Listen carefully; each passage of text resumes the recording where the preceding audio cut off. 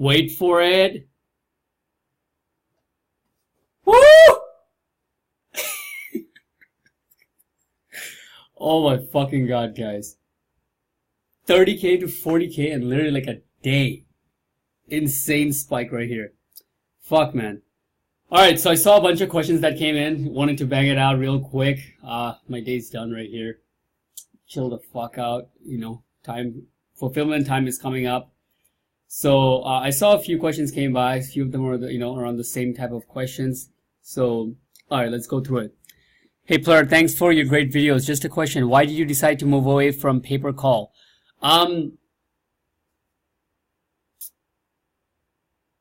trying to put it in all in one because I answered this question before.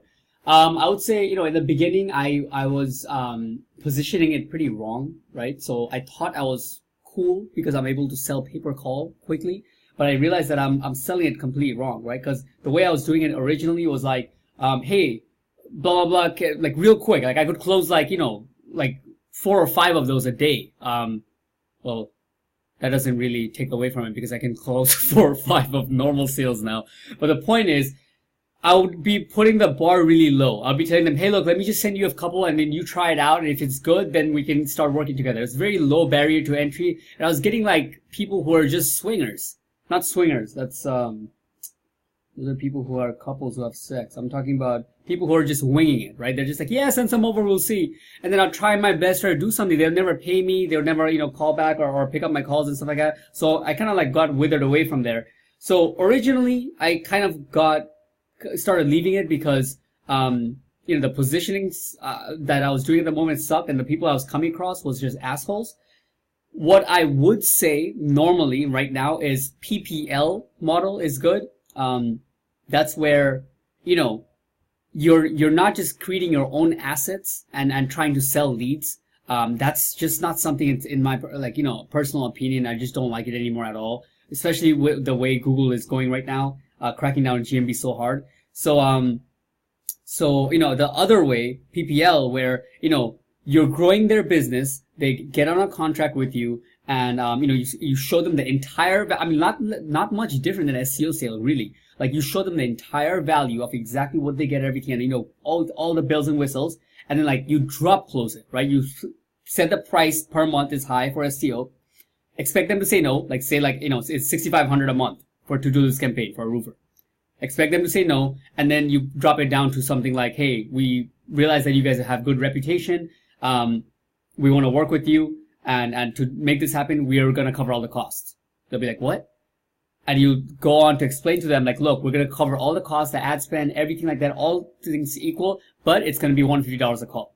That way, you get high price per call. They respect the service. You put the ball on their court to, get reviews and grow their own business, and everybody wins. I think that one is still a fucking good model, but not lead generation. That shit is getting hit hard, and honestly, a lot of people are fucking dying in that. Even the bigger gurus, guys, they just don't talk about it. Okay, they're getting hit hard. People have lost a lot of money in the last 90 days, 6 months, in the lead generation space. So anyways, that's overall, my take on that, my 2 cents. But originally I left because I wasn't, selling it properly. And, right now I can sell upfront money, monthly clients. And, I love this model way more, right? So there's no reason for me to go back to some kind of pay-per-call, pay-per-lead type of deal. All right, moving on. Hey, bud, long time. Yes, it is. I haven't seen your comment for a while. Are you not doing the video strategy anymore? Just cold calling and converting over the phone. This is the question that I saw a couple times come in. And the answer is, no, I'm still doing video audits, right? Just not as much. If you remember in the very beginning, I don't know how long you've been watching my videos, but like a year ago, I was sending video audits to everybody, right? Like I would go down Home Advisor, no matter what it is, I'll just send video audits to everybody, and I'll just try to hit like 10, 15 videos a day, and that's all I would do, right? Very inefficient. Then I got to a point where, I'll have some kind of conversation, and then I would send the videos, which has been most of my sales, right? Most of my sales. But now I would say I'm in a position where I know the industry, I know the product, and I can talk people through just over the phone. I wouldn't recommend it for a beginner. phone sales is not easy, right? Don't like, I don't want you guys just like, me saying something, then go try it out and put all this effort, then it doesn't work at all. Cause it's not easy, right? Video artist is easy.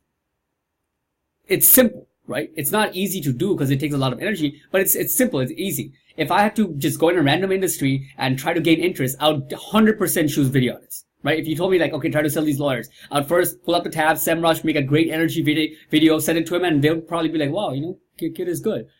But since I'm pretty good at talking, and mind you, I've been doing a lot of calls, like in the thousands in the last couple of weeks. So I'm already in this kind of sync. Like that's the word I would use. That's the word I used in my last video, where I'm just kind of like on fire, to say the least, right? Like I'm just in sync with the list I'm calling. I know the type of people. I have a lot of notes on the way I'm calling them. And even it's been the first time, like yesterday and recently, where I'm literally, as I'm talking, several times I'm thinking to myself, like, I know exactly what this guy's objection is going to be. I know exactly what he's going to say, like, what kind of price point he's going to be okay with or not. Like, I was thinking those things while I'm on the call because of certain questions I asked him early on, right? This just comes from pure experience and, a little bit to do with like volume, right? Like, for example, if I stop calling now, which I'm going to, soon because it's fucking fulfillment time.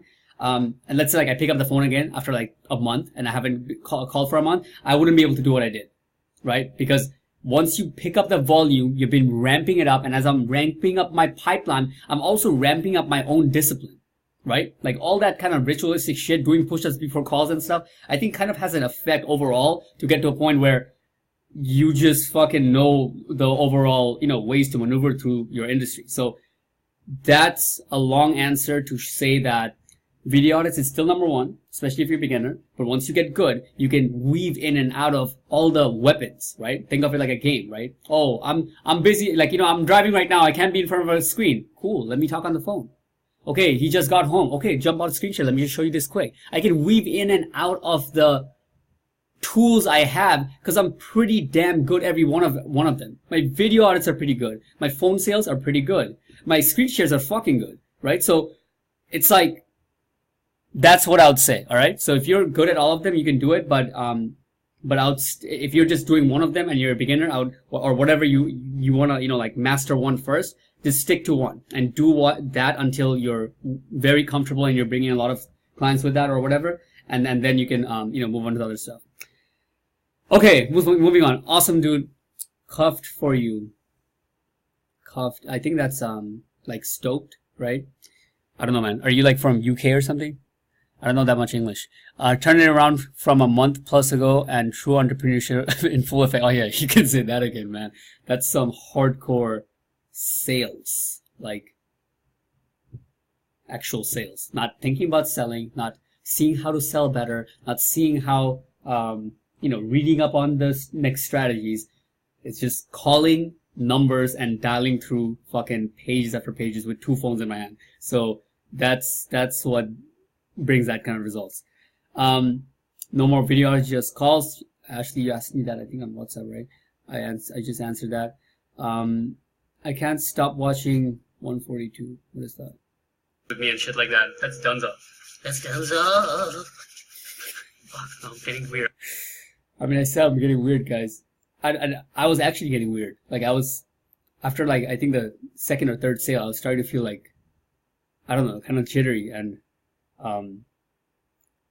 just strange. It's a pretty strange feeling. I think it's the rush stacking from a sale after sale after sale. And, I was just going back to back, right? Normally, you guys know, like, if I get a sale, my day's done. It's a celebration. I'm happy and I just go about my day, just chill the fuck out, whatever. But this time I wasn't even onboarding them. Like, sale happened. I tell my assistant, okay, follow up, get the payment and stuff like that. Cause I'm going right back on phones, right? So it's literally like ruthless. So that's that. Do you have an agency website? Yes, I do. Help me make some calls for 50% commission on the sale. Thank you for the offer, man. I think I get a little bit better over here. Good job, man. Time for fulfillment. Yes, it is. Definitely. We're doing some really fucking neat stuff in fulfillment. I'm super fucking excited. I'm working with some, really high level people at the moment to, put together, take things to the next level. Hey bro, just started doing cold calls. I've only made like a dozen calls and people are giving me their website email. Should I keep calling until I get like more personal email like Gmail or Yahoo? You're talking to the wrong guy if you're asking about calling more people. I called in the thousands. You're talking about a dozen calls, bro? A dozen? Like stuff that can fit in one page? All right, okay. So that's my answer to that. All in one day. Yes, sir. Good job, Ship. Thanks, man. 142. Yes, I know. I'm pretty weird sometimes, guys. So, all right, guys. That's pretty much that. I'm super happy. Things coming, like, that's way more results than I expected. I knew it's gonna be a good day, which is why I started recording it early.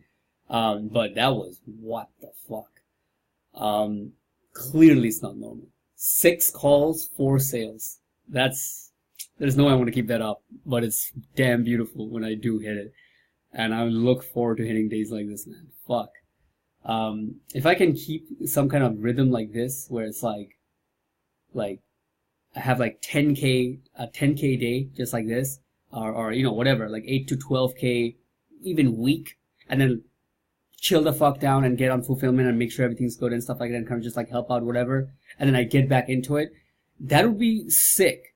But at the moment, I'm still theorizing, guys, because remember, just a week ago, I was kind of having trouble. I was actually like, I'm like, fuck, man, it's ramping up, but I only got 1 sale, and I've been doing it for 3 weeks.